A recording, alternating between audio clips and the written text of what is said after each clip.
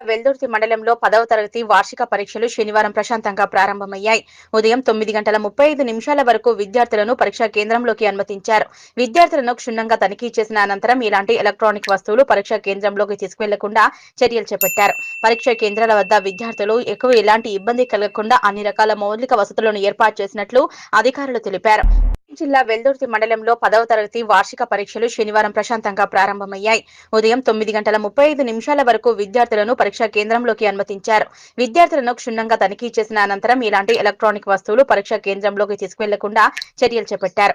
పరీక్షా కేంద్రాల వద్ద విద్యార్థులు ఎలాంటి ఇబ్బంది కలగకుండా అన్ని రకాల మౌలిక వసతులను ఏర్పాటు చేసినట్లు అధికారులు తెలిపారు. మండలంలో 2 పరీక్షా కేంద్రాలు ఏర్పాటు చేసినట్లు అధికారులు పేర్కొన్నారు. పరీక్షా కేంద్రాల వద్ద ఎలాంటి ఇబ్బందులు కలగకుండా పోలీసులు బందోబస్తు ఏర్పాటు చేసినట్లు తెలిపారు.